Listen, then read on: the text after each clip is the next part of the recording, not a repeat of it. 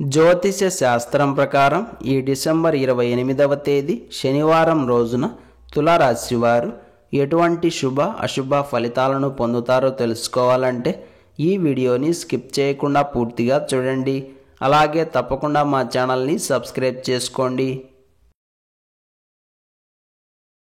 ఈ డిసెంబర్ 28వ తేదీ శనివారం రోజు తులారాశి వారు మాట తీరు విషయంలో జాగ్రత్తగా ఉండాలి.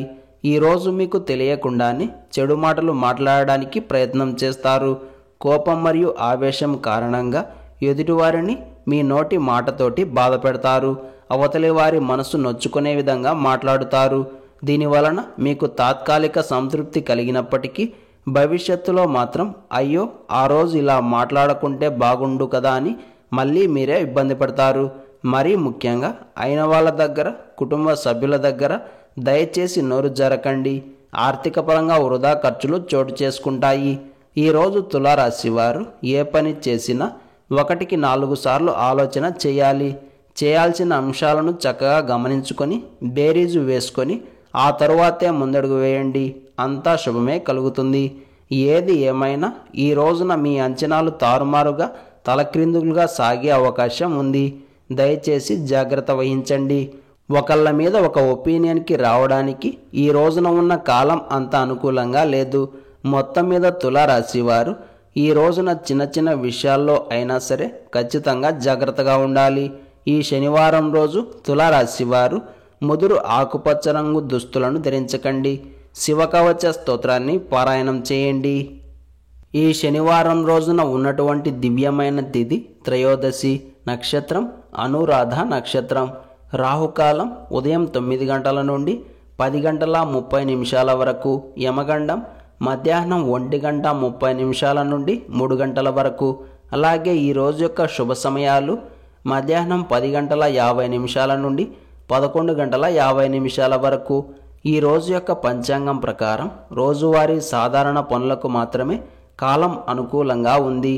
ఈ రోజంతా శుభప్రదంగా సాగడానికి, అన్ని పనులు సక్రమంగా పూర్తి కావడానికి మరియు విజయం పొందడానికి ఈరోజు ఉదయం శివాలయానికి వెళ్ళి స్వామివారి దర్శనం చేసుకొని తీర్థ ప్రసాదాలను స్వీకరించిన తరువాత దినచర్యను ప్రారంభం చేస్తే తప్పకుండా శుభం కలుగుతుంది.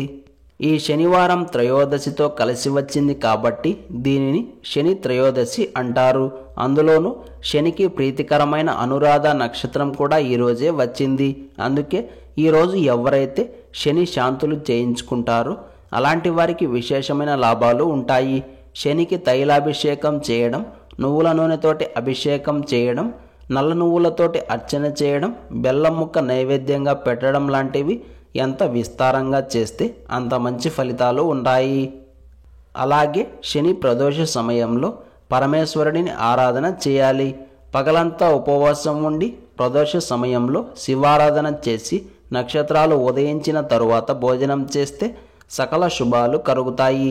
ఈ రోజున మనమంతా ఓం సిద్ధి గణపతయై నమః అనే మంత్రాన్ని పదే పదే జపిస్తూ ఉండాలి. ఈరోజు ప్రదోష సమయంలో శివపార్వతులను 21 కానీ లేదా 108 కానీ పుష్పాలతో అర్చిస్తూ ఓం పార్వతీశ్వరాయ నమః అనే మంత్రంతో ప్రార్థించాలి.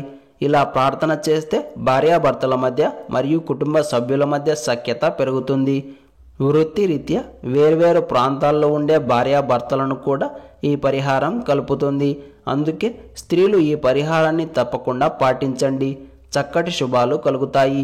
ప్రతిరోజు ఇలాంటి ముఖ్యమైన సమాచారం పొందడానికి వెంటనే మా ఛానల్ని సబ్స్క్రైబ్ చేసుకోండి.